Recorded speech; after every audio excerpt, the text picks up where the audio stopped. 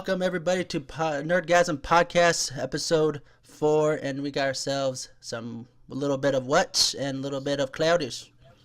I'm back. Whoa. Yes, he was back in last episode. He was being a nerd. Oh my god. I've been busy with school and work. I can't. That's what help they it. all say. I know how you feel with work. It sucks. I wish I didn't have to do it, but that's life, I guess. Yeah, Gotta make money though. Paper. Money's life, I guess. Oh man. Well, yeah, that's true. Sad But truth. this past few weeks been busy, and not just besides work but gaming wise. Oh my god. Oh, news. Yeah, News has lots. been blowing up lately. Especially emails and all that. Well, where do you guys want to kick off with? I think we should talk about fucking. But let's start off with the fucking the hype train. Call of Duty World at War. World War II. Wow. Listen to the rage on that one. That ain't rage, that's orgasming. Oh, Oh, know what? Orgasm, nerdgasm. Oh, trust me, I peed myself when I saw that trailer a little bit. Yeah, dude. I was like, Is it natural if you came and freaking peed yourself at the same time? That's unnatural. That Okay. is very Just unnatural. wondering. But no, it's good. I'm really happy that Sledgehammer is like. If you guys haven't seen my last episode, I recommend you go watch it. It's me talking about if Sledgehammer are the saviors of Call of Duty. That's it. I think it's very true. That's actually a really They've been good topic. listening.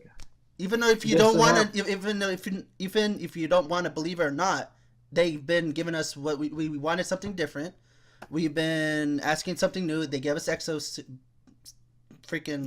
suits and shit, but they're too much of our liking. But they gave us what we've been wanting. It's kind of weird if you think about it. It's actually gone through a cycle. Yeah, it's a if you complete. really think about it. It's a complete circle. It really It's is. the It's like circle of life.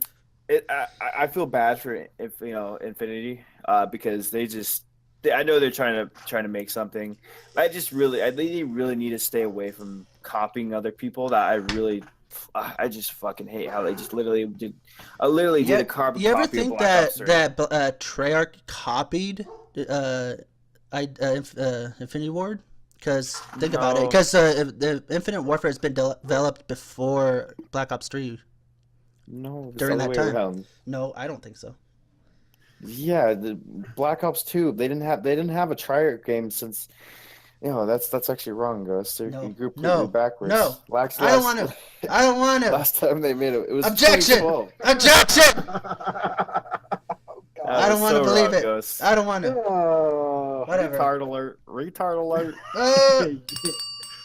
oh hell. Ring the Alright. bell on yourself. Yep. But I'm a dingling. I- Oh well. All right. I'm glad We to make see, mistakes. We're not perfect.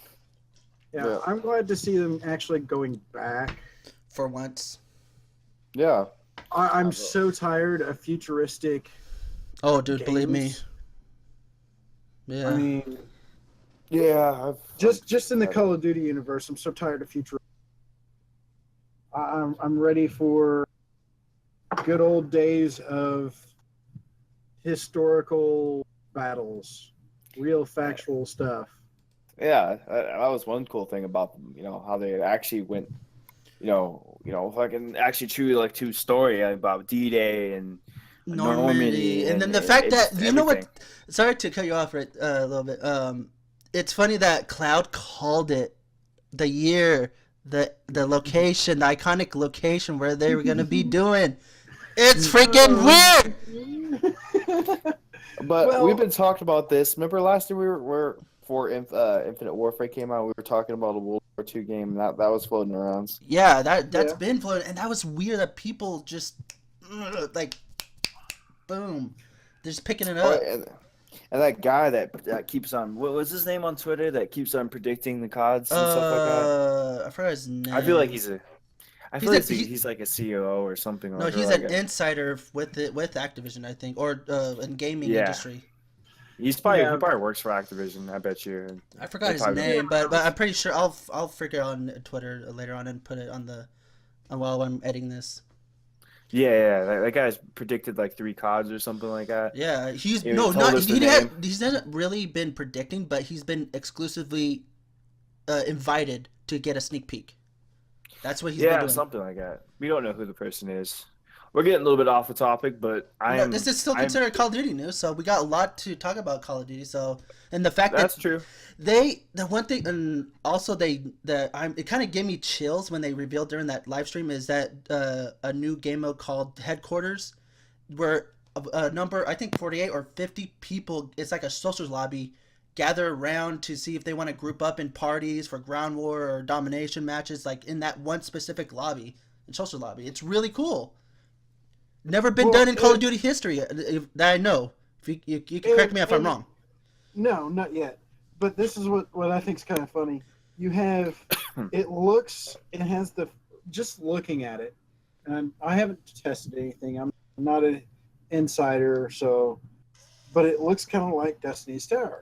And here's the funny thing. You got Activision, which owns the rights to COD. And Destiny. And Destiny. You got Destiny 2 coming out, and Bungie's probably sitting thinking, oh yeah, we'll let you take our idea of something like a social with the split profit probably.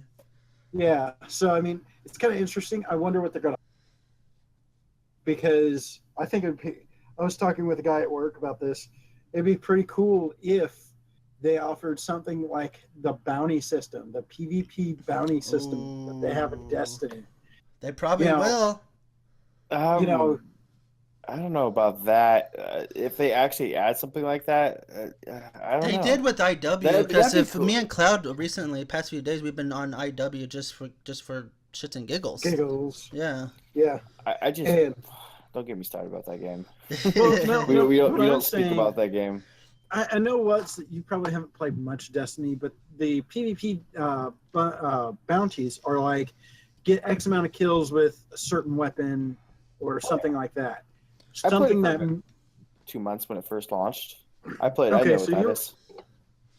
Okay, so take that, except for instead of say just a primary, say get X amount of kills with the M1 Garand, or get X amount of kills with the SMG.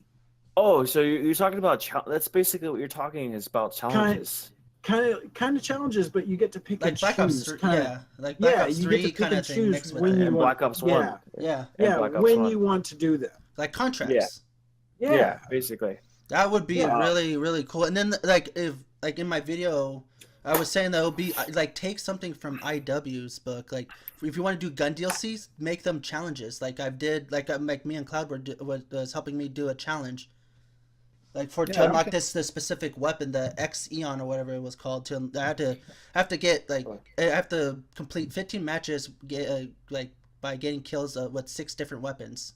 So I had to make an overkill class within my loadout, and get that weapon. That's actually pretty cool. I think that'd be nice, especially be like, hey, you have to get 1,000 headshots to get this weapon, and you have to do it in a certain amount of time before it expires. Just stuff like that would be actually pretty cool. Yeah.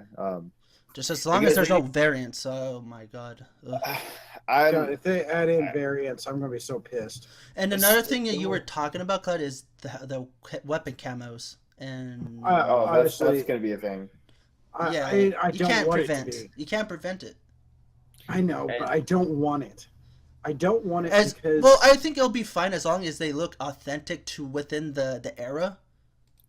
Yeah, they're gonna probably bust out with in Battlefield 1 style supply drops. I hope not, because they were pretty ugly looking in Battlefield 1. Yeah, we'll see. I already know they're gonna have supply drops. They're literally the supply crates. Crown Star. They're literally the starters that started the whole thing on COD. Yeah. The sledgehammer. So that's almost 100% guarantee that they're gonna have supply drops. There's gonna be variants. There's probably going to be variants of certain weapons. I hope it's not. I don't want weapon variants because that's just game breaking and it's not very. Oh, trust me, I don't want it either. That shit's fucking You're gonna horrible. piss so much. Let me. Hey, Claude, do you remember? Can you check right now? How many likes and views the World War II has compared to Infinite Warfare does right now? We want to confirm right now. We gave it like how many days? Like within well over 48 hours. Like right now. Okay, well over 48 hours. We want. Let me go back to my YouTube history. It's like 72 hours. Yeah, well, that's what I said. Well over 48 hours. I want to know. And another thing is, I want to know. I'm really curious about kill/score streaks. Like, that's gonna be interesting. Oh yeah, kill streaks. That's gonna be. I'm hoping that me and Gus were talking. Yeah, me and Gus were talking about was would be pretty cool for 25 kill streak. What was it? Oh, Jesus Christ! I'm not good with view numbers and shit like that. But just dislikes and likes.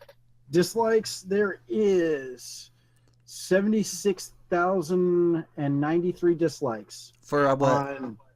On World War II. Oh, okay. And how many likes? There is 869,250. Okay, that over trumps that like by huge. So yeah. Okay. IW. I don't even want to get started with IW. I already know it's fucking outrageous. There's a big difference. Oh my god. Rough. Leave my dog alone. Now, I'm just gonna throw this in there just because. I think it's a couple million. I think it is. Okay. Near 40 million views. All right. Now, dislikes. I think it's like dislikes on IWs looks like 3,526,152 on the dislikes. Oh Jesus. Okay, on the likes, it's 553 or 573,469 on the likes. That doesn't touch it. Just looking at this is just the reveal trailer for both of those. Oh yeah, just for both of those. So. And it kind of like I've said this in my video too, and then me and Trav been saying this. And Cloud as well. It just like clarifies that there was no view botting. There was nothing. That was legit community. Yeah, legit. I mean, considering the fact right now the view count on W2 reveal trailer looks like 13,612,556 views. God damn, and probably still counting. Yeah, that's like right now. It hasn't been a week. Well, that's right now here at my time, which is 11:52 my time. So, that number keeps growing. Yeah, so. Yeah. Mm-hmm. And another thing. Well, I know that you're kind of disappointed and sad to hear about this cloud, but Nazi zombies also returning. It's just a fact I'm going to have to get over. I guess I would what you'd call a World War II purist. Yeah. I mean, I studied World War II for I don't know how many years. Oh yeah, that was one of my favorite periods in high school. Yeah, and history in general. To me, so to me, throwing that in, I know video games are supposed to be not real, but you go to a significant world history event and you kind of got to do justice. I understand going off the rails, that's fine, but I just didn't want to see it in this game, not this iteration. Basically, what people are just boiling it down to is just might as well label it as a World at War remaster. I kind of understand. I could kind of see that. Yeah, but World War for Treyarch's game, World War, that game wasn't based on any real like facts. It was based on real fictional characters, but still, it's a World War. And real areas, like based off of real areas, not real story and not real characters. because what they're I don't think it is close to it, because the whole zombies, that's another topic too. Zombies, the starting story for Treyarch's the zombies are pretty much exactly the same as Sledgehammers, so they're both the same. Yeah, if you think about it, because I remember what they were saying with Sledgehammer. They're saying that it was the Nazi regime's last ditch to come back from the war. That was pretty much the same story that they did with Treyarch. So I feel like that wasn't too realistic for them on that point, but the campaign itself is going to be amazing. They actually, like, the fact that Sledgehammer did 2 years of research on landmarks for the World War II. Oh, I think that's actually awesome. the thing that's going to get me. And have either of one of you shot an M1 Garand? Actually, no. I actually did. There is a sound to that clip when it. Yeah, except for watching the actual live stream. Since I was at work when they did it, I had to go back and watch the replay. But seeing the fact that they actually took mics and got that sound in, that's pretty awesome. Well, for me, an avid gun owner and an avid shooter, for me that's going to be interesting because I've shot one, I've held one, I know they're pretty hefty guns. They're back in the day. Oh yeah. So I wonder if the recoil and if the sway, because even me, now people get this so wrong. They think that when you go and shoot a gun, there's not going to be gun sway. They're literally, your body does sway, even standing still, not holding anything. That sway is the gravity pull of the earth. Okay, so there is gun sway. You don't notice it when you're going out to the shooting range and shooting, but you throw a camera on it, you'll be able to see it. A good thing to know is too, like you were saying, a camera, or hold like a mic, like a pair of binoculars or anything like that, and look through them. You're not going to be seeing them straight. They're not going to be just perfect. Anything with anything with an optical or optic sight, you're going to see some sway. That's just a plain factor. But yeah, you have a good point. That's a fucking pretty awesome. It's very, very interesting. Yeah, I kind of forgot about that. Like, it's really interesting. And about the story, the guy that they actually hired a guy that's studied for years, and he worked with what do they call them, historians? I don't think I pronounced that right. Yeah, you pretty much historians. Yes, I guess he's been working with them for almost 2.5 years or something like that. Yeah, they did 2 years of research of. They went everywhere into where the biggest impact in World War II history, like the UK, the Bunker Hill in UK, where it was held. They did that. They did Normandy or Battle of the Bulge. Yeah, Battle of the Bulge. The one we seen the opening scene, and like all the big where it, like all the major landmarks basically is what I'm like what we're trying to get. What they're trying to say with this campaign. To another note on the campaign, co-op. I really want that to be added. That'd be amazing. I think that's the zombies aspect. Hopefully they do it for campaign. Yeah, dude. Oh my god! I just remembered. This is gonna I want to say right here, after the info, a day after the reveal, they said that there will be no regen of health and ammo. You gotta actually go to your guy, your squad, to ask for health and ammo. Yep. Damn, that's hardcore. Imagine veteran with that shit. Good luck with one that. shot, you're dead. Well, and here's the thing. Medic is going to be an important thing. Keep that motherfucker alive. God damn it. And this is one of the things that, watching Ingrid Joe's reaction to it, that they brought a good point. Yeah, they did. What if, and I'd hate to see this, what if your medic dies and it's game over immediately? Oh no. I think that'd be a little bit too hard. Unless if you beat the campaign, there's another alternate mode, where your medic or your ammo dude dies and you're fucked until the end of that match. Yeah. Or that thing. your mission. The whole campaign. Yeah. Or a whole campaign, either that.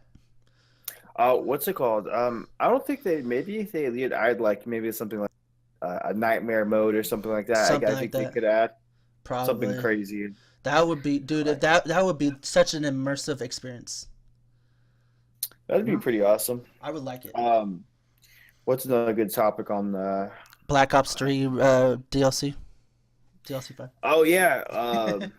If you want to talk about that, it's fine. If you don't. Black Ops 3 DLC. I heard they're going to be doing. There's not much. Zombies. Yeah, the 8 remasters. That's about what we could go on, to be honest. I guess they're remastering all the classics. They've done classics. This will be the third times they've done it. So they're going to be doing like Noster, Toten, Farouk, just all the basics that they're going to go by. I don't think that's going to be too exciting. I might buy it just because it's. How much? I hope that our season pass owners freaking buy a lot of money. We better get it for free. Oh shit! Right. I know. I spent a lot of money on that game. Should never. Let's see what next. Xbox Game Pass delivers exclusive games. Netflix of gaming is what people are claiming. The Xbox Game Pass. So it's PlayStation Now. Yeah, basically, but what after the feedback the people have been getting that got it for free, just for that testing, they said that they'd been getting a lot of feedback from them, and they said, you know what, we're gonna I would think every weekly, they're gonna be adding in new games and a wave of content. So that's why people are claiming it the Netflix of gaming. So in a way. It doesn't worry me on the content. What really worries me is the lag and the delay. There's going to be a huge delay. Like if any game you're going to stream, there's going to be a delay in it. So first person shooters are going to be it ain't like multiplayer. It ain't like PlayStation's version of it. It's basically you buy the game or you just it's like the EA Access Vault kind of. Yeah, you don't buy it. It's streamed through your console though. No, it's not. Oh, okay. So it's not a streaming service. It's a buyable game that if you want to buy, you could get it. So it's yours to keep. So basically, you rent the license for the game. Basically, that's what you do. Okay. So you go, say there's a game in the library. You subscribe to it. You subscribe to the system, and there's a game you want to play. You would download it. And in a bit of code, there would be something, like all I got to do is add in an extra line going, okay, did you purchase this or are you part of the pass program? And if you're part of the pass program, it would just give it to you. And then when they move it out of the system, say if they do, it would just take it. You'd still have it downloaded to your console, but you go to open it and it would tell you don't own. Plain and simple. Okay, so that's what I was confused about. So basically, that's why they call it the Netflix of gaming. That's why people are claiming it, like labeling it as that. It's not really Netflix of gaming. It's more or less. Well, the reason why they call it Netflix of gaming because the library, like they keep on rolling it, like a weekly, like a wave of new games that they pull out. That's why. Okay, so that basically sums up my worries about it. Yeah. I tried it. It's unfortunate that there wasn't most of the games that I already owned during that free trial. So it's but I do like the concept. It's a cool concept. Yeah. It's definitely if you don't have a lot in your library yet, or are you just starting off getting an Xbox One, this is probably a great thing to do. Yes. And you can get EA Access and then the Xbox Game Pass as well. So that would be a good plus. Yeah, it's like you don't have to put your whole full commitment down on a game. Yeah. If you want to try something out, and then you can buy it. Especially with the Xbox Get Refund. Yeah, that's true. That's a new. Oh my god, that's like a 1, 2, 3 combo. Oh shit. That's cool because with Steam, they're pretty much copying Steam now. I think that's actually awesome. I mean, for years I've been saying for years that the direction of the game consoles is going in the step of basically being HTCPs, home theater PCs, except for in a console form. Yeah. And we're starting to see that shift with like the Scorpio and its powerful, it's not, it will never be what PC gamers, I'm putting air quotes here, PC gamers are going to necessarily say is a good gaming system. Yeah, because you go into the PC Master Race, and I'm just gonna not try to touch on that because that is very touchy. I play on both PC and my consoles, so I'm an in between guy. Same here. Yeah. So I don't. Yeah. Yeah, they have benefits on both sides. Yeah, well, the biggest benefit on PC is that you don't have to pay a monthly, yearly subscription membership on Steam. Yeah. That's true. Another thing about not owning a PC is you don't have to fork out an arm and a leg for a PC that's going to cost you a yearly double the amount. PC part. Yeah, basically you have to constantly upgrade your PC, and to start off, like if you want something like decent, it's at least going to cost you $800. Well, yeah. So that's going to run you up a little bit more than a console is going to cost you, and that's very true. Speaking of being at a disadvantage and all that, there's an article you could I put up on here. Scorpio won't be held back by the Xbox One. As Phil Spencer did a Q&A with I forgot with who. Who was it? Let me grab this thing. Gamma Sutra, I think it's called. With Scorpio Rising, Phil Spencer looks to the future of Xbox. Gamma Sutra has recently visited Microsoft's headquarters in Washington to chat with some of the people worked on the console, including Phil Spencer himself. We expected from this comment with our in-depth feature, blah blah blah. On a side note, for if you guys are into retro things, right now, I just recently picked up original Xbox, and that's a little side note for pretty cheap. Yeah. I thought it was pretty cool. Like, I do tend to collect certain things like that if I find for the right price. It just comparing the size to the original Xbox to the Xbox One, they're almost the same size. It's pretty crazy to think about. Yeah, they're around the same size. It's pretty nuts to think about. And I plugged it into my TV, and I was surprised how well it looks. I think it looks better than the PlayStation 2. Honestly. How much are they? For what? For the for what you were saying, because you cut out a little bit. Oh, for original Xbox, you can probably pick them up for around $35 or so. Oh shit! If you're into, if you guys are into collecting, retro stuff, and I know that's a really big thing right now. It's 2017 retro gaming of the year. Yeah, there's a lot of retro stuff that's been going on right now. Everything is just everyone it's all these people that were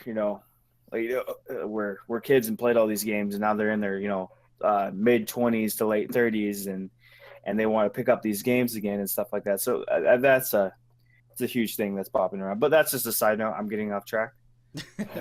But it's still Xbox related. Well, yeah. I found the major article that said, let's start with an overview of our work on Scorpio. How involved were you the design and development on this new console? And then this is because this is a long ass article, so I'm just gonna go bit by it. Fundamentally, my role as I see it is to enable the teams on Xbox to do their best work.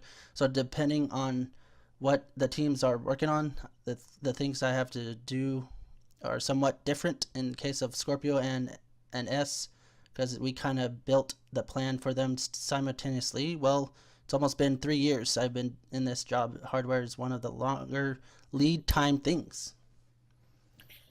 I know that they're not what they're gonna do with the Xbox One is they're gonna lease these games. They're gonna be pretty much the same as that game. They're gonna play on the same game, but they're just the hardware. Yeah, the hardware. Regardless, it won't be holding it back. Is what the whole article is stating. So it's basically if you think about it, maybe in a GPU standpoint, it's like owning a 1070 versus a 1080. You're gonna get better graphics, of course, at the 1080. and of course, but the 1070 you can still play the games, but they're going to be lower graphics. Yeah. So that's more of a nerdy way to say that. So I don't think they're going to push the Xbox One away just yet. No.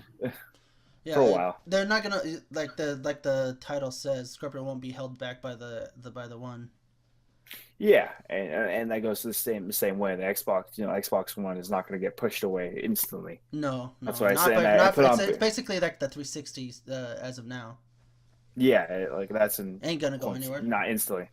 It's still going to be here for a while. So there's no worries about that. If you guys still own Xbox One, you're not going to get pushed away if you don't want to buy the new Scorpio right away. Basically, Phil Spencer said that it's for the hardcore gamers. The Scorpio. Yeah. That's what it's marketed for. It's like the PlayStation Pro. Like if you want that, it's a half-ass Pro. Come on, don't mislead people. PlayStation, but hey, I think it's a pretty cool console. Don't get me wrong. Yes, it is. It is what it is. And since Scorpio and all that, I found me and Cloud have found an article, Scorpio console domination, by The Guardian. Let me see. Have I opened this yet? I only skimmed through it, so I haven't really read on it. Have you read majority of it, Cloud? Basically, I've been skimming. Oh, okay. But let's see. Basically, what I gather is the Guardian's starting to actually see this is going to be almost a console to end all consoles. Hence the console dominator. Yeah. I mean, I don't think so. It could be. It's just, but for the price point, I don't think it could really. It could be but a lot of people are saying it's 500. Yeah, I just don't know. Like I can't. I can't say right now, but I feel like in personal opinion, I don't think it's gonna be like that. I think it might. I'm pretty sure it's gonna whoop the PlayStation 4. I'm pretty sure yes. that's a known fact. That's a fact. That's a fact. that's just a flat out like fact. Nicki Minaj's ass sitting on your face, confirmed. like just so. When you look at hardware, let's go down to the hardware level. Look at hardware level. It's gonna whoop the shit out of it. In a heartbeat. Now we get to brag about hardware now. Oh no, it's not even Cloud Tech Talk yet. Thank God. But I'm just saying, when you break it down to hardware level, that's what it looks like. It's going to be the consoles. Now, software, who knows? You never know. There might be a couple crappy games. Frame rate problems. I'm pretty sure that's going to happen. Yeah, that's going to happen. I have to agree with you. That's probably going to happen. Yeah. As developers learn, that's why they have patch fix. Mm-hmm. As developers learn the system, they'll be able to code them better. Code the games better as they learn the system. It's not like a computer to where, and this is where I actually enjoy playing on consoles, because the developers, when they make the games, they make them, on the console. They make it for that console.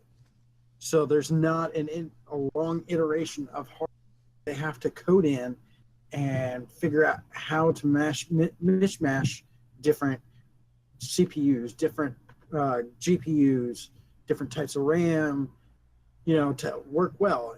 RAM really doesn't have anything to do with it, but you get the drift. Yeah. I mean, just because you're running Kingston RAM doesn't mean it's going to break. Exactly, yeah.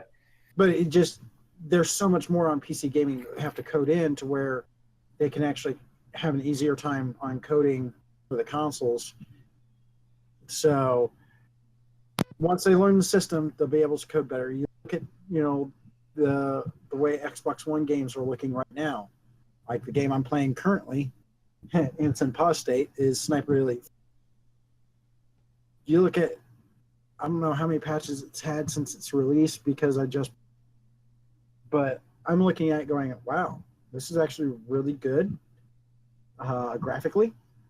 And you go back and look at some of the first launch games of Xbox One and you see there's graphical problems. Oh, of course, but I gotta say on that is Shadow of Mordor was actually a pretty good launch. It wasn't a launch title, but it was about a year into the the life cycle of an Xbox One, and I think that game was amazing. To be on my standpoint, that was the pinnacle for for graphics and stuff like that, and that's what's his name Linus from Linus Tech Tips still uses that game for because it's such a really hard on the GPUs. It's really hard on GPUs. Yeah. And it's just amazing they could actually put that in an Xbox One, something that could do that. Yeah. Your dog is going absolutely nuts, Ghost. Yeah, how did I hurt myself? I'm bleeding live. No. Does someone help him? Help this man. Speaking of like better coding, all that, this is a kind of disappointing. Like the devs are just or their mindset on the Xbox One and all that is the dev states that their game will be going to PS4 and PC, and they said that the Xbox One is too hard to develop for, and the game is Danger Zone. I don't understand that. How is it hard? Okay, I pulled up an article on this and reading. This is what I don't understand. Okay. Reading the article, it says that it's built in the Unreal 4. The what? Okay. Unreal 4 engine. Oh, okay. Okay, now, I looked up, games, list of games that are currently on the Xbox One. They're the Unreal 4 engine. And let's see. Oh, this is a lot of games. I mean, you got Android and iOS games running the Unreal 4 engine. Okay. Yeah. Let's see. There was one released, say, indie game back in 2015. Let's see if I can find a AAA on this list because there's a lot of indies.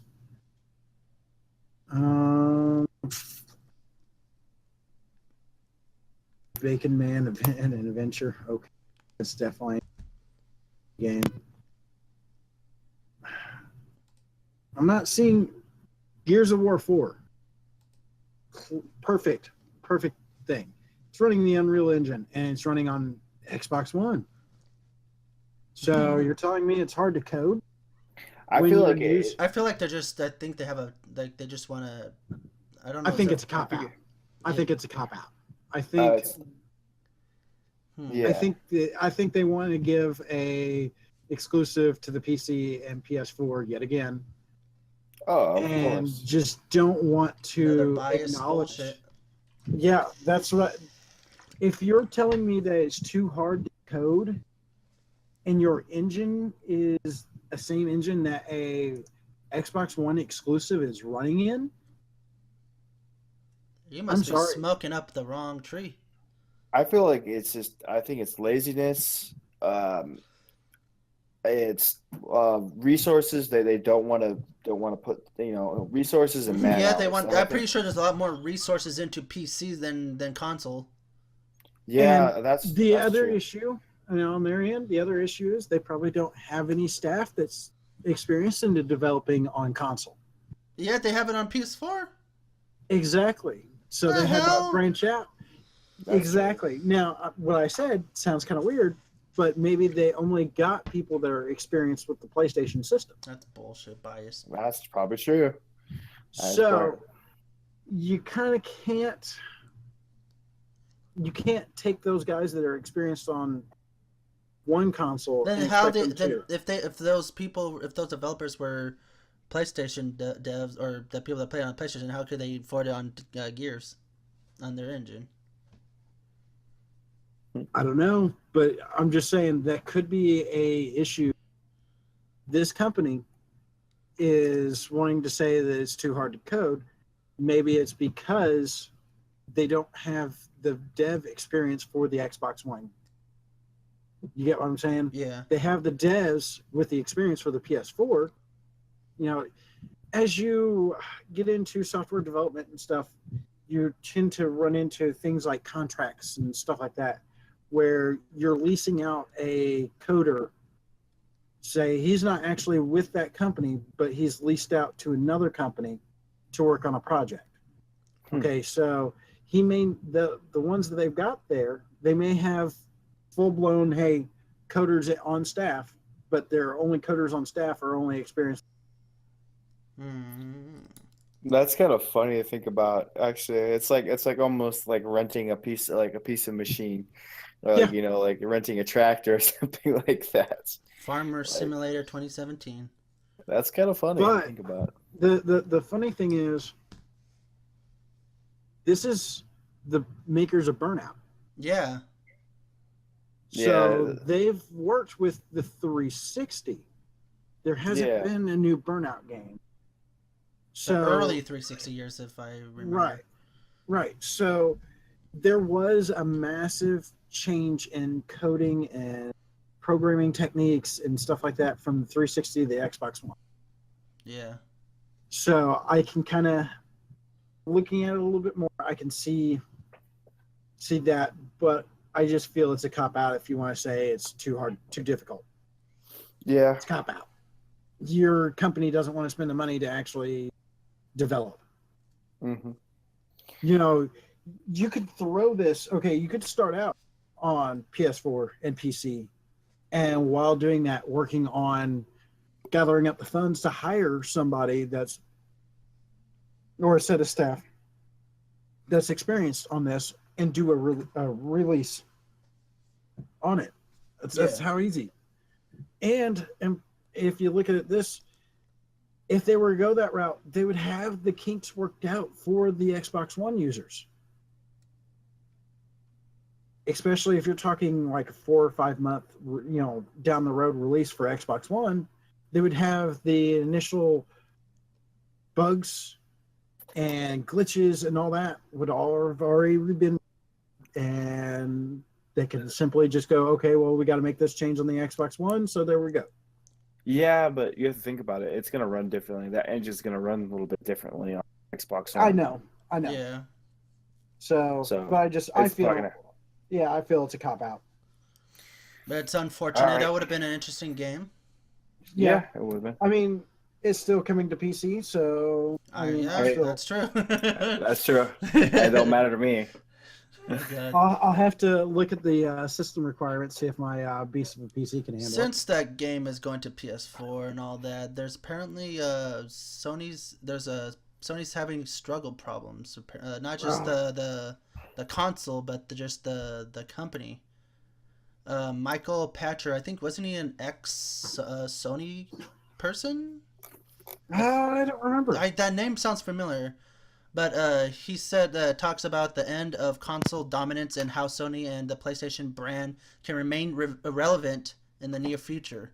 And he stated in the latest episode of the show Patcher Factor, Michael Patcher talked about how Sony could end up losing console dominance and how consoles in general will decline in the future. Actually, I have a really good thing. Actually, one of my friends told me about. His name was his Nope. I'm not going to tell his real name. That's just his gamer tag. And he actually just recently he told me about this a while ago. Actually, that's the funny part. You're talking about this. For the longest time, PlayStation was worrying about more hardware than titles. And most of those titles were some AAA, but a little bit of indie. So it's a little bit back and forth of just the same thing as Microsoft is doing. But now, now how they're doing right now is they're just focusing straight on titles, and not worrying too much about their software. But now that's Xbox finally was starting to worry about what their product is and what they want to develop, and they want their console just to be great. And I think that's a huge step, and I feel like that's gonna put a dent in Sony. A dent in Sony, or a strangle on Sony about that, and that's a really good thing to say, to actually bring up, because I haven't really thought about that in a while. Because I think that's really interesting if you think about it, because in Xbox One when it first launched, it was all, I guess they weren't really games. That's what which is a good thing. And now we're suffering it in the end. I'm okay to suffer for a year or two, but to get better hardware, I'm totally fine with that. Yeah. To get even better these AAA titles, they're gonna look even more amazing. Oh, dude! Actually, speaking of, since you're talking about that, there's been a little bit of teaser that Fable 4 was teased in 4K for this on the Scorpio as a demo. Oh, I would be down to buy Fable. I haven't played that. Well, that's been canceled. That's just a little thing I had to throw in there, like since you were talking about AAA titles. I'd be actually hyped for Fable. Like the last Fable I played that I really enjoyed was Fable 2. Yeah, same here. That's the only. That much. Yeah, I haven't really got back to that since 2. 3 was kind of shitty. I felt 2 felt like almost like a full-fledged RPG. Yeah, pretty close to it.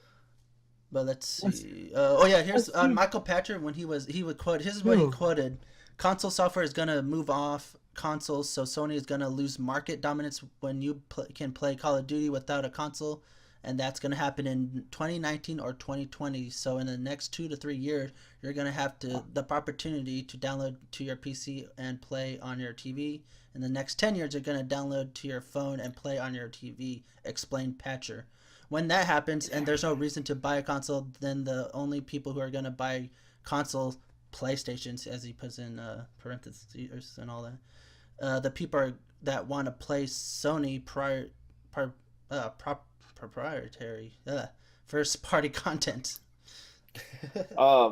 So I feel like that's a good topic. I remember I was just talking about that last time we did stream, like 2 weeks ago. Yeah.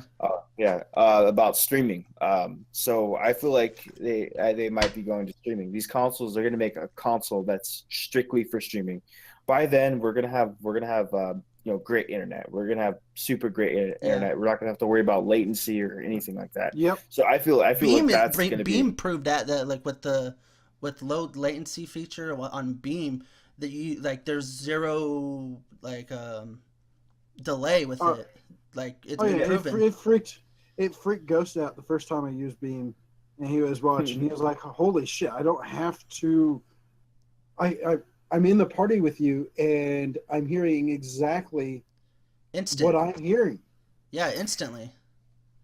I think that's a good thing. A good thing onto it. I feel like we're looking too far into the future because we don't know. Actually, we really don't know. It's kind of funny that you said that, like how we're gonna, like how Sony's gonna focus on the digitally and all that. And this is what another quote he said. This is the last quote. I think that what Sony's gonna have to do is make the console do more, and they're headed that way. So PlayStation Now, PlayStation View. Lots of free games for players, maintaining a robust network, having indie games that are available only on PlayStation. That's what they have to do. But if the cost to get all that stuff is $400 plus $5 a month, but if you can play without a console, so no $400 is not as so many people are gonna do it. That's very true because if you go you can buy a decent PC that's going to play that for maybe $400 or $500. Yeah, with Steam services, with free membership. Free membership with Steam. Steam has it's pretty amazing. I haven't really played. I just recently, I just built my computer last year. I didn't really. When I was younger, I used to play I played CS:GO. I don't think I ever actually. I never had Steam when I was younger. It's amazing on their pricing for their games. Their game pricing, they have these. Still waiting for that spring sale. Steam has one of the best deals. Like if you ever seen they have if weekend you ever get offers. a computer. Yeah, it's amazing what they do. How they can make these games so much cheaper. If you look at the Xbox and PlayStation, they kind of do pork you on stuff like that. Yeah. It doesn't really make too much sense if you think about it. We pay memberships to play on these servers. They think that these games would be cheaper, but they're not. They're not, yeah. And plus, Steam has a giant library.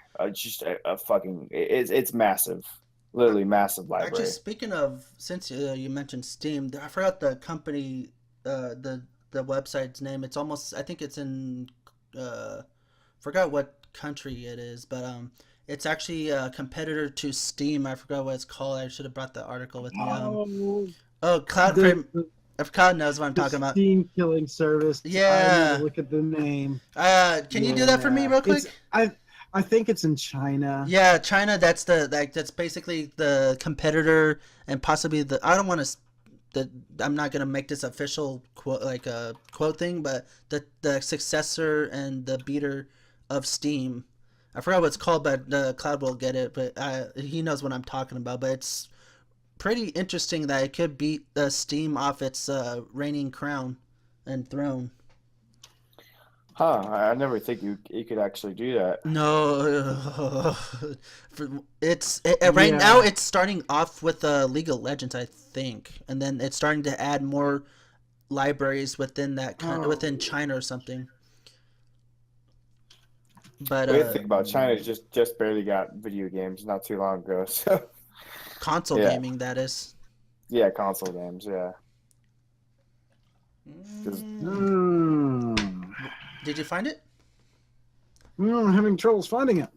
I know. Where I found it, they didn't have an article, but they were talking about it was the no. Yeah, that's where I first heard about it. But I don't see an. The thing bad about them is when I watch them on YouTube, they don't put their source. That's the only downside. But hey, what do I know? I watched that same episode and I just cannot remember the name of it, but it's. I can't remember the name. Yeah, it's actually the service itself is supposed to be pretty. Sorry. I'm tired, guys. The service is supposed to be pretty decent. Yeah, better than Steam and has twice as better offers as Steam has.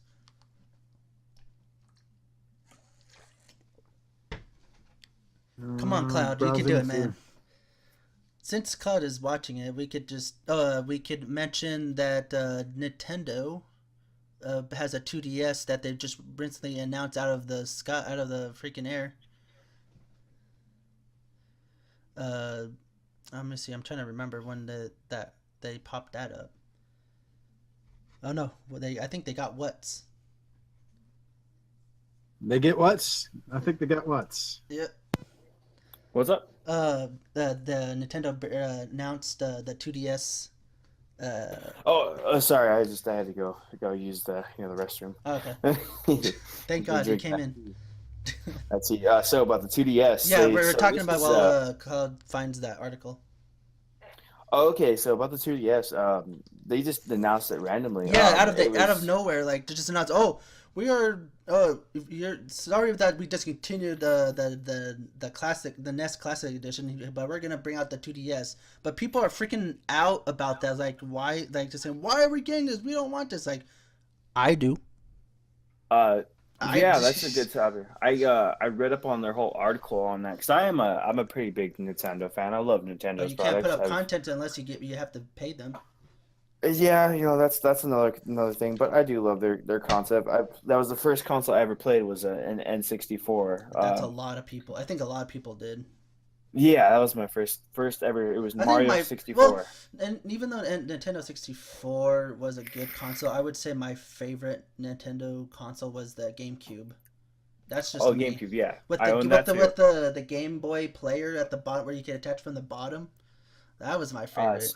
I forgot speaking about that, that's a little side topic. Those Game Boy players are actually worth a lot of money now. They're starting to go up. There it is in the I cannot pronounce this. Where's it's it in the 10 cents. 10 cents. 10 cents. Yeah, 10 cents. It's 10 cents. To finish up on this topic. Yeah, the Nintendo. The Nintendo topic. Basically, what the head, I forgot what his name was, the head Nintendo CEO. He said that for the reason why they canceled the NES Classic was because they're focusing on bigger things and they don't have enough resources. And they extended it. It was only supposed to be a holiday thing, and they actually extended it for an extra month, for making that product. So that says a lot. That says that they might be making the Super Nintendo Classic. That'd be actually pretty amazing. The SNES Classic Edition. Oh my god! And I've been. What was it? Was it you, Cloud, that said they should bring back Sega, or was that you? What? With Sega. Yeah, with, the Sega Classic, like a Sega console. Like they should bring that back as a holiday kind of. That would be cool. Thing. Like the problem with that though is the Sega gaming division. Well, the hardware division is gone. Oh no, that would have been such a good throwback and a big cash grab for everybody. Yeah. There's still Sega fans. They disbanded everybody that worked when I forgot who bought them. It was Nintendo that bought them. Okay. Nintendo bought Sega. Yeah, I was gonna say it's been so long ago. And that's why they bought Sonic, the rights. Yeah, that's how they have Sonic in their games. When they bought them, they disbanded the hardware division for a reason. No competition. No. Yeah, buying out the competition. Buying out the competition. Not only that, last console Sega put out was the Dreamcast, and that was ahead of its time. Yeah. So, but that was a lot. But they didn't want anybody there that understood hardware. Yeah, I can see that. Thickens, because then that would give them a way to get access to Nintendo's hardware, and secretly somebody in a back closet in a server room somewhere making their own game console. That's true. Yeah. But yeah, that was I was saying about the head CEO for Nintendo, but that's what he was saying, that they're they don't have enough manpower and resources to focus on creating that, because they're more worried about the Switch and maybe the next 3DS. Maybe in the holidays they might bring back the Classic Edition. I'm pretty sure they're going to do a Super Nintendo Classic version of it. SNES, that would be good. I would probably buy it. Oh yeah, I would buy it. I would definitely buy it too if we can get a copy of it. That other one and the 2DS console. But about the 2DS, how that launched. They launched that. They announced it. Is it July? It was. They announced it Friday of this, so that was the 29th. No, the release date would be in July, I think. It's July 18th. I'm pretty sure. Don't quote me on that, but it's in July. Oh, dude, I would want one. I don't a lot of people don't really use the 3D feature, don't they? No, not a lot of people use 3D on these consoles. I personally, I own a ton. I still have all my original, and they're just sitting in they're sitting under my bed in a box. I have original Game Boy Color. I have all those, but that's getting off topic. Not really. It's still Nintendo. Yeah, it's still Nintendo. But on Friday, they basically at 9:00 at night, they out of nowhere announced that it's the 2DS, new 2DS XL. Yes. Yeah, I hate how it's extra large. And it's clamshell too, so it'll be able. Honestly, I like the clamshell. Oh, me too. Idea. What's that do? It's the clamshell, like the folding. Yeah. Oh, okay. Like a laptop. Laptop. I haven't had a freaking Nintendo or not Nintendo. Handheld from Nintendo since the one with the first generation one with the camera. Yeah, well. The 3D DS. Yeah, DS. I'm going to say this, and I'm going to hurt some precious little snowflake. Uh-oh. My fiance has a 3DS, and a lot of times I will not even touch it. I refuse. Why? I feel that Nintendo was just grabbing at people with the 3D option, just doing a massive. Well, it's just understandable. I don't I'm on the same boat with you. I don't understand the 3D option. Yeah, I never got into that.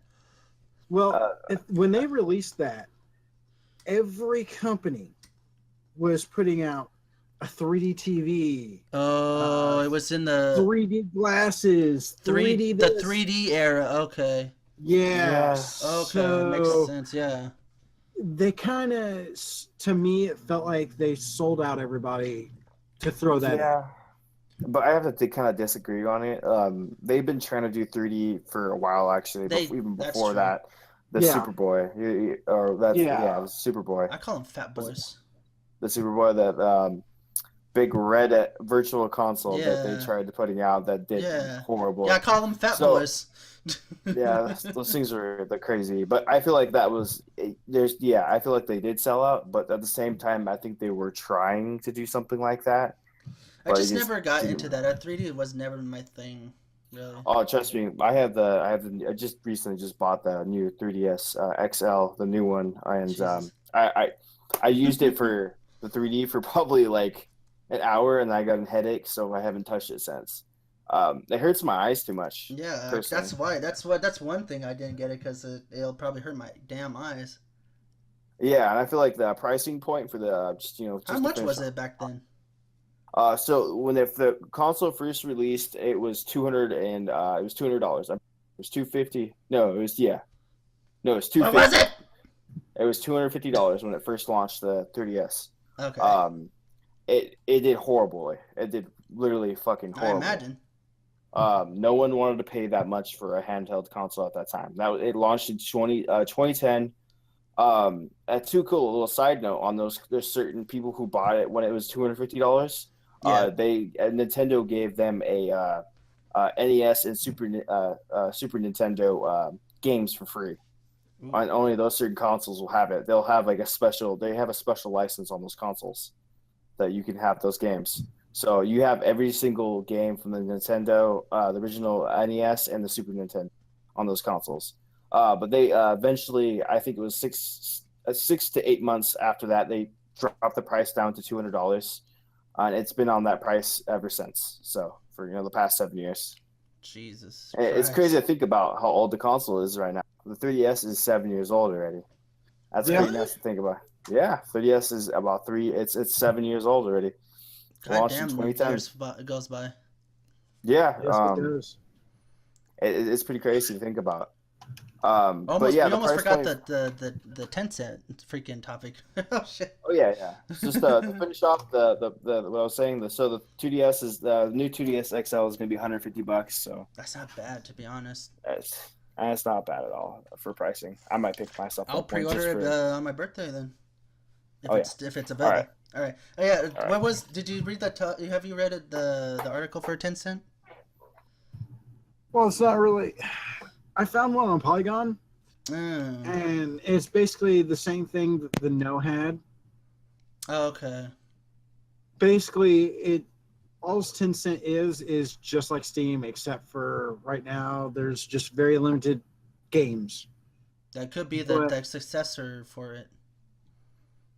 But the funny thing is, everything there costs 10 cents. Yeah. So how? I don't understand. Like, how are they doing this? I know there's these other websites. It's only in China. Yeah, it's only in China. So you only there's games in Japan and China that never get released to us. Yeah. Ever. Stingy bastards. Yeah, I know that's PAL. That's PAL Games, of course. They're gonna have that's PAL regions. Yeah.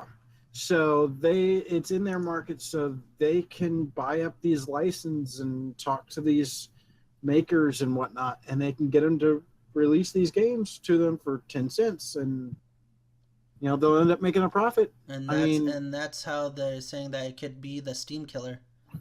Yeah, I can understand that too, because I've had one of my friends. Games. Yeah. He bought Rust from a different company. That was a different company. He bought a code for, I think it was $5 instead of 20. No. Don't tell me it was G2A. I think it was G2A actually. Dude, that company's sketchy as hell. Yeah, okay, he bought it. Now there's other websites like that, like Kingwin and stuff like that. But not as sketchy as G2A. Kingwin actually, Kingwin works. Is really interesting, and whenever they get somebody that's selling a key, they actually contact Steam and validate that it's a valid key, and validate the person that's selling it is a real person, not a bot, and validate that it was bought with a legitimate card. Like Kingwin actually goes, so many steps further. But they just don't sell Steam keys either. So they've got deals with all kinds of places. I mean, they've even got deals with Microsoft. Look, this is what I think's funny. That's pretty crazy to think about. I don't think it's going to affect us for a while, but maybe in the near future, we're definitely going to have to see where that's going to come. Yeah. No, we might be switching over to that instead. Yeah. But I'm pretty sure Steam is going to adapt somehow. Oh, yeah. So listen to this. Windows 10 Professional OME key from Kinguin, $28.19. That's so cheap. What? When you go and look at Windows 10 Pro, so to buy Windows 10 Pro, let's just go directly from Microsoft, $200. Holy shit. That's crazy. Let's see, Warhammer 40,000 Dawn of War 3, $39.03. That just came out. That's nuts. Good Lord. It's just I guess these people buy those codes for on bulk, right? For a certain amount, basically. It's kind of like the same thing with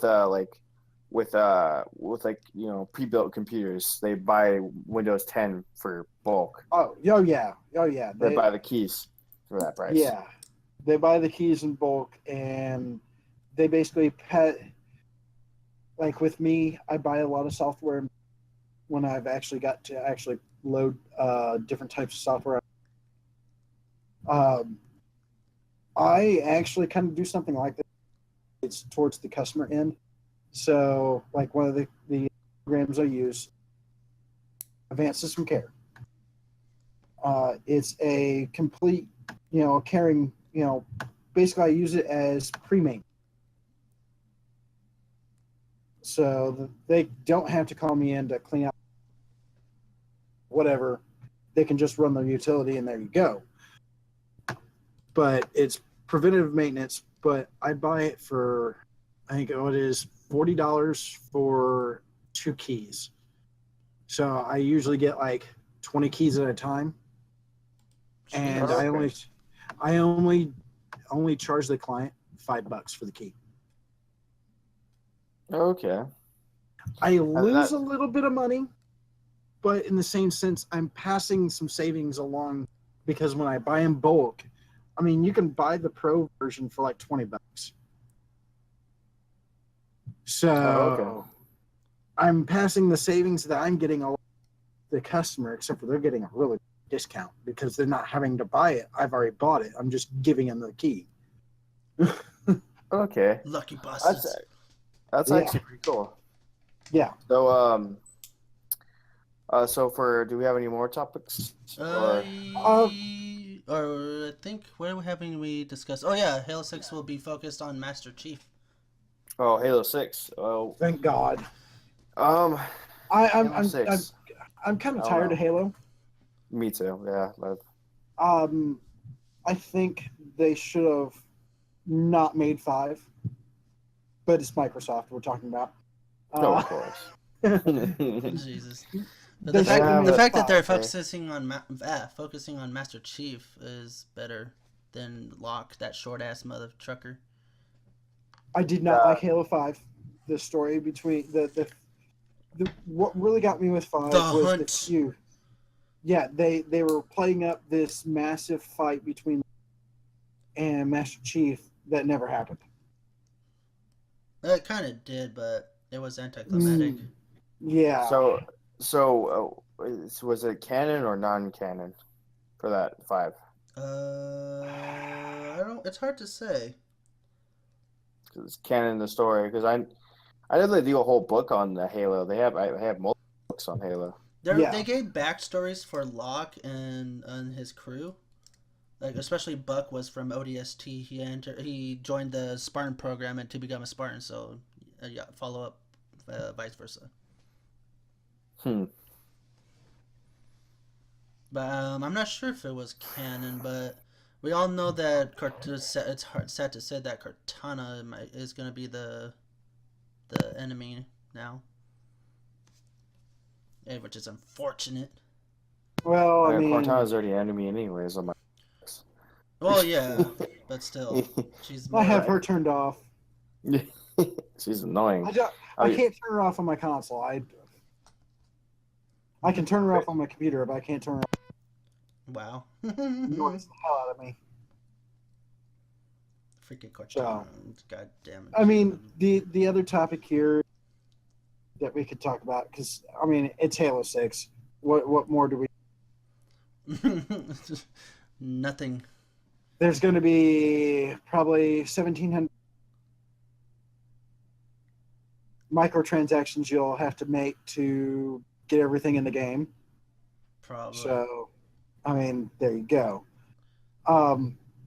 PS Now or PS players don't want PS Now. They want PS1 games.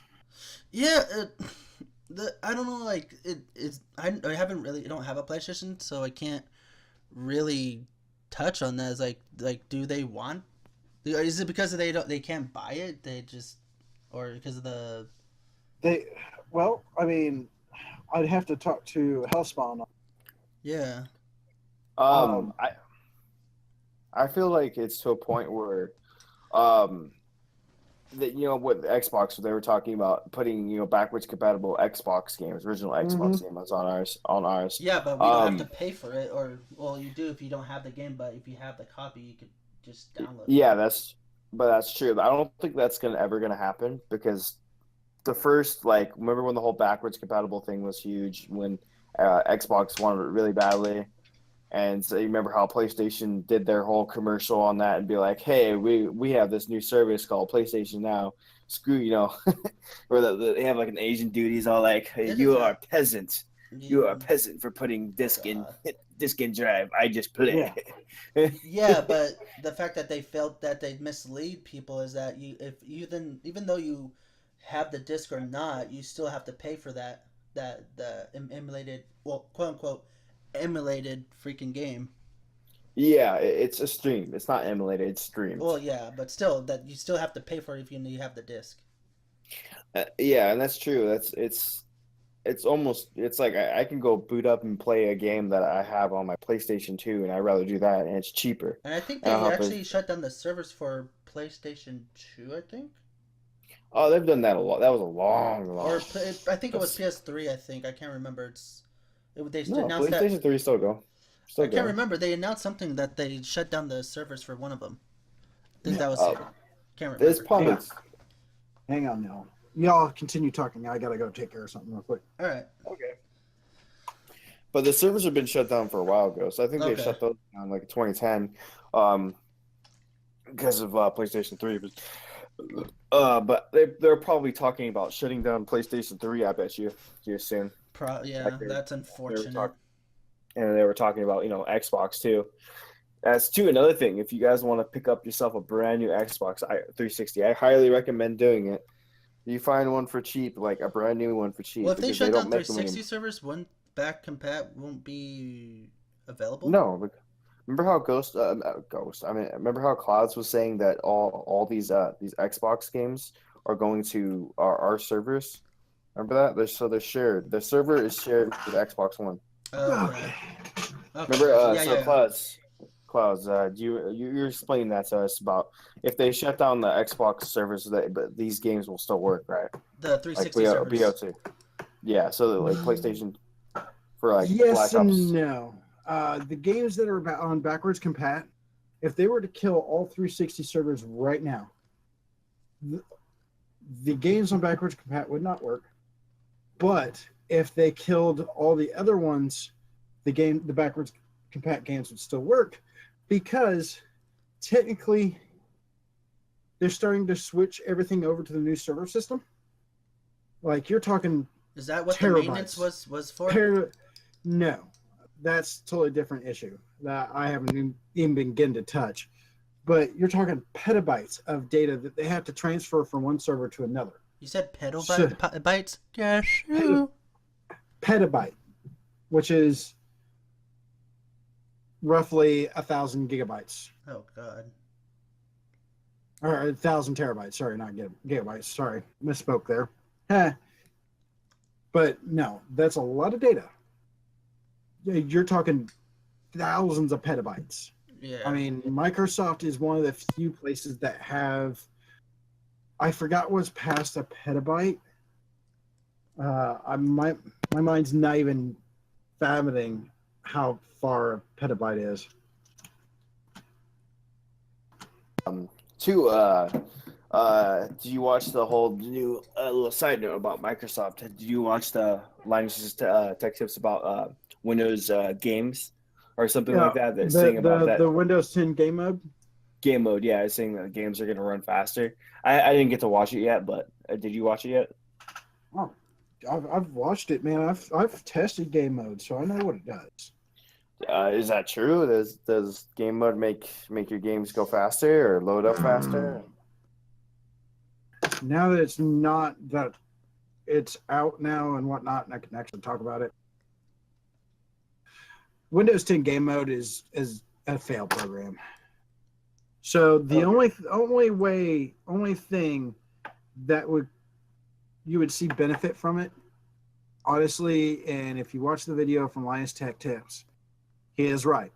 If you've got so many processes, so many things eating up resources on your computer, like, I mean, you're talking, you have to like really hammer a computer to suck up all of its resources unless you're on an older machine. And that's where they're looking at, is the older machines that basically has so much crap on it that you can't even run a game. Oh, okay. That's so, I don't know, that's kind of weird. Why would they launch something? It's there's a little thing going. Because I how to skirt around this. With the universal platform that they're working on, that's just going to be the game mode is, and actually, if you guys looked at the Beam, my Beam streams and whatnot, you can tell when I'm playing a computer game. Yeah.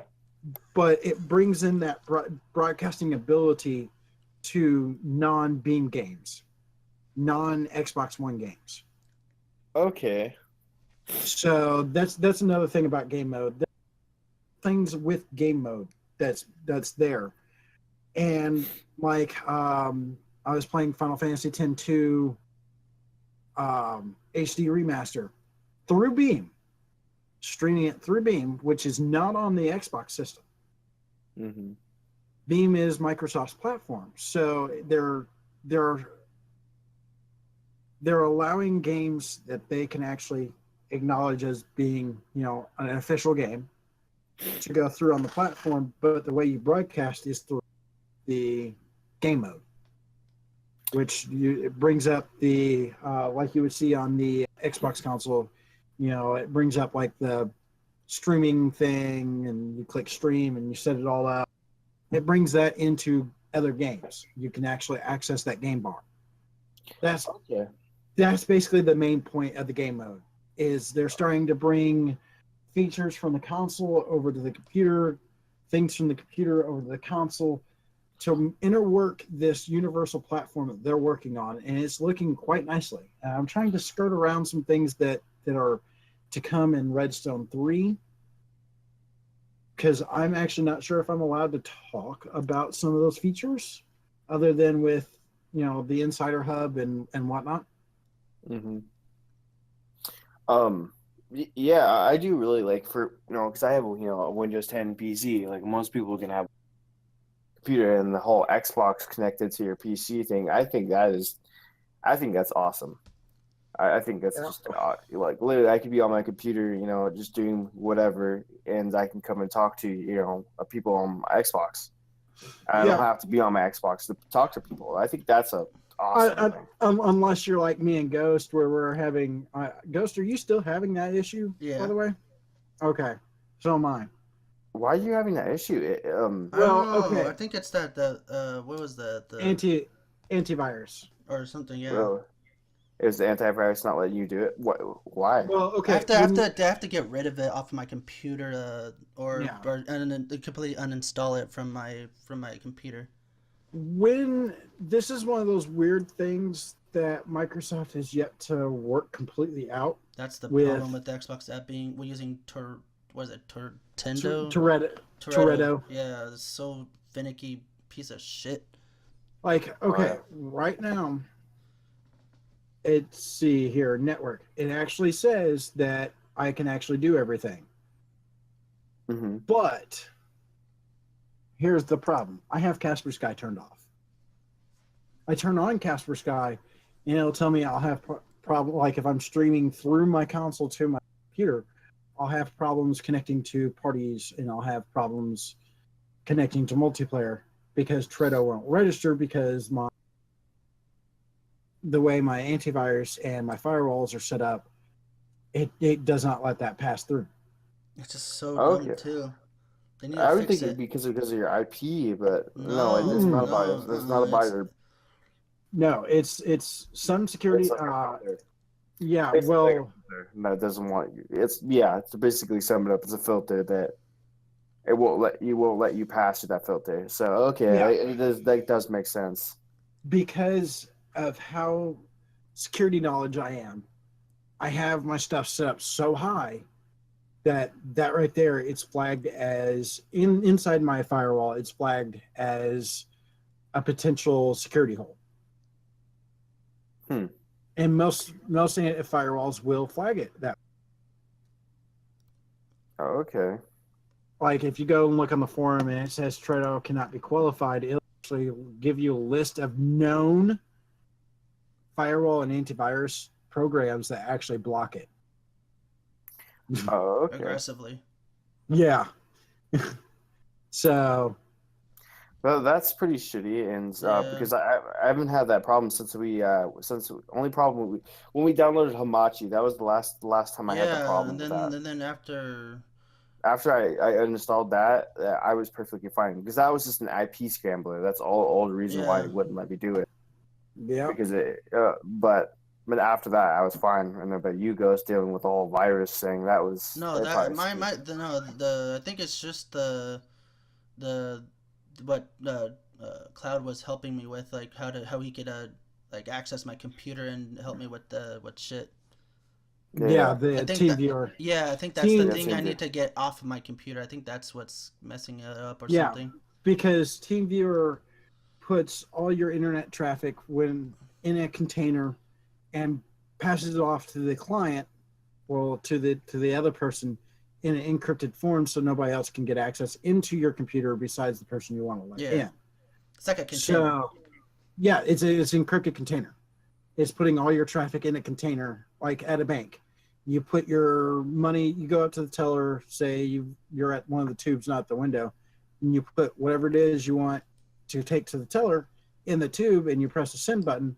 That's essentially what is happening with things like TeamViewer and stuff like that, and it passes off to the other person, so that way nobody can get in there. Yep. So that's what happened with his. Mine's a lot more hard. More hardcore. Because all the other security I'm running. Let's see what else. We're getting off topic. Holy shit! But again, I think let's see. I think it's been about an hour or so. An hour and 22 minutes last time. 23 minutes. Let's wrap it up. Let me see. What are we missing?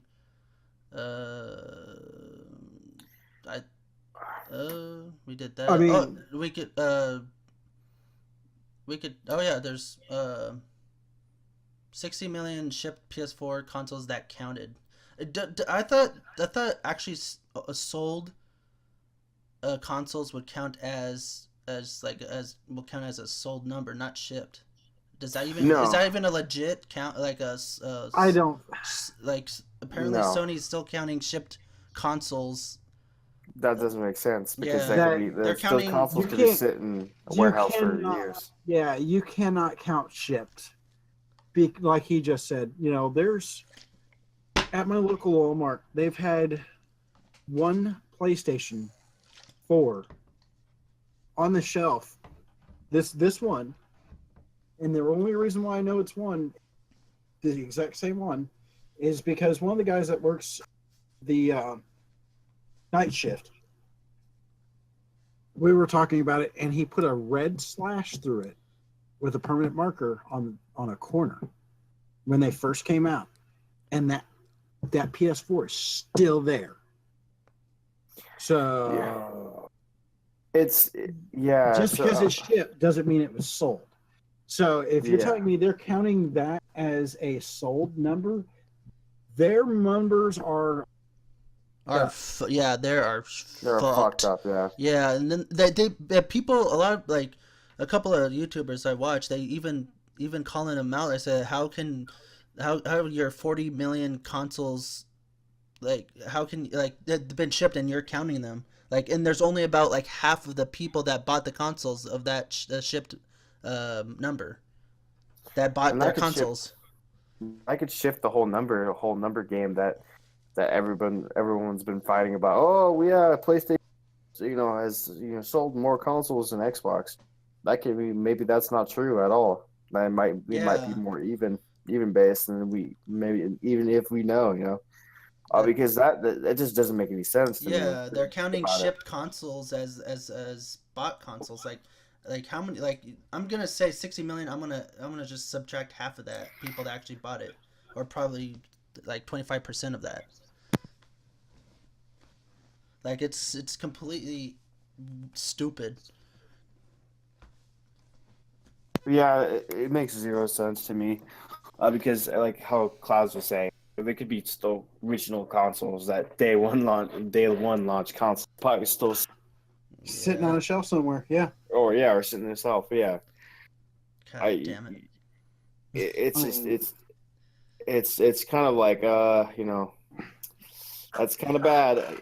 Yeah. I mean, if you want to get into that number game, I mean, Microsoft has shipped, I think, a whole lot more than that around the whole world of Xbox Ones.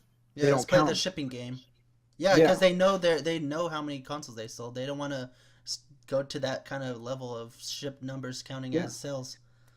Yeah, that's a good thing. And you don't want to count shipped. That just doesn't make any sense to me. I don't know. Have we did Cloud Tech Talk? Yeah. No. And tonight I really don't have anything. That console or the laptop. Actually. Oh yeah, the laptop. Thank you. Yeah, and then we could end this off. We could talk about the Cloud Tech Talk, and then we could wrap it up. So the Acer Predator, is it X something? It's a $9,000 laptop. Yeah. Weighs 30 plus pounds. But the cool thing about it's a 4K curved display. Yeah. With two 1080 SLI freaking two 1080 SLI freaking cards. Yeah. That's an overkill. That alone, like, that's why it weighs so much. Is not just because of the SLI, not because there's two 1080s. The 4K curved display on that thing is just my god. Pure weight. Oh, you don't forget the two power supplies strapped together. Two power bricks strapped together. I mean, the people they're marketing this to are really the 1%ers that can afford a $20,000 freaking car. God. Yeah. I've seen a YouTuber. He's basically the company Acer gave him to like showcase it and all that.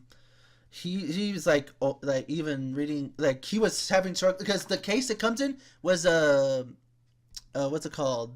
A Pelican case. Yeah, a Pelican case. It comes in a Pelican case. Like, what the hell, dude? That's ridiculous. That blows my mind. That was more. I feel like I don't know why they. That's for the hardcore freaking laptop gamers. I think that was just more for fun on Acer's point. Acer's point, I think it was just a fun little project and see if anybody wanted to buy it. If I had the money to spare with $9,000 in my pocket, I probably would, because it's really portable. if you paid $9,000, you could get literally probably a way better computer than that. That's true, but still, but who has 9,000 laying around unless you're a freaking spoiled little shit from the freaking Beverly Hills? And the funny thing about this is the base model is 9,000. Oh yeah. Oh yeah. There's a 1080 screen and a 4K screen. Yeah. They have. Why? So I think the 4K one is actually more actually. Why? Let's see. Screen is 21 inches with it's actually, no, I was wrong. It's not 4K. It's actually a 1080 resolution. Yeah, 1080 screen. You can get eventually they're gonna have a 4K screen.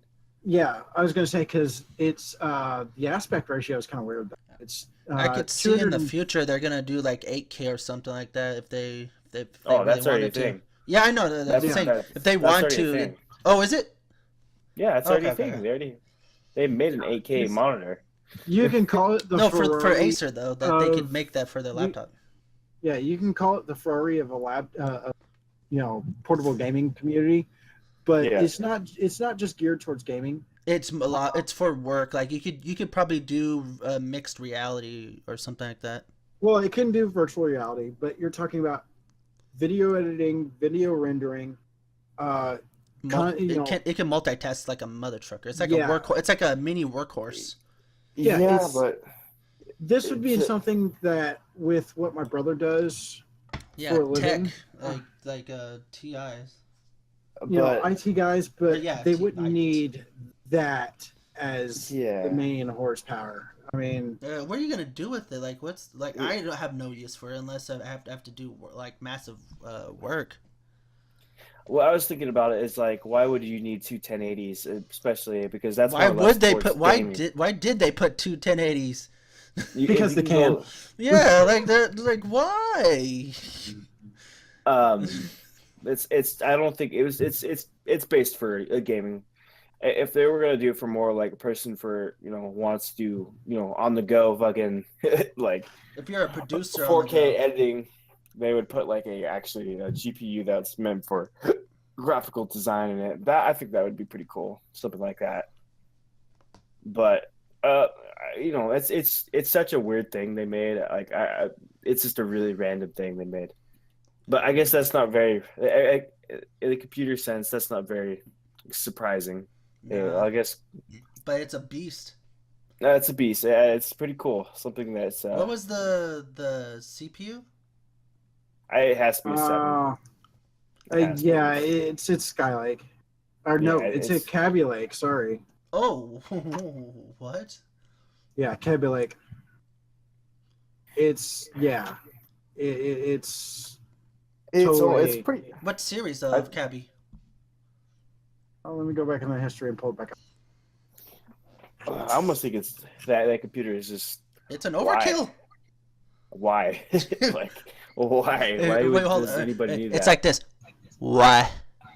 Like, why? If there was a meme, why? It doesn't say exactly what Kaby Lake it is. Oh, man. I know it's the i7 model. Okay. So... Of course it is. That's. I mean, I'm pretty sure one of the most top of the line i7. Yeah, that's pretty much what it is, and it's got Tobii eye tracking in.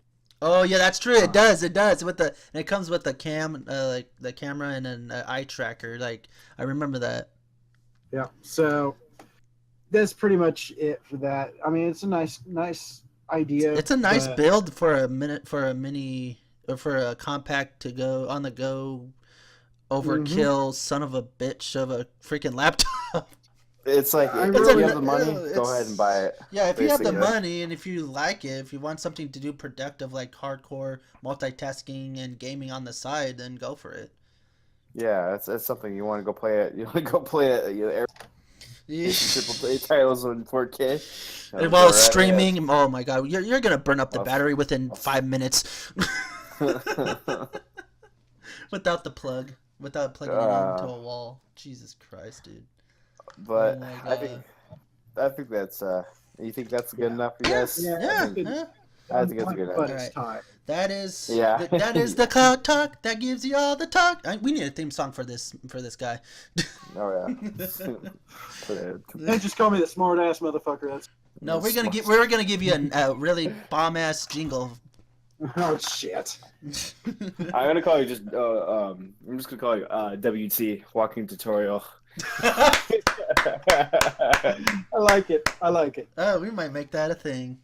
Oh my god! All right, that is it for episode 4 of Nerdgasm Podcast, guys. And thank you guys for joining.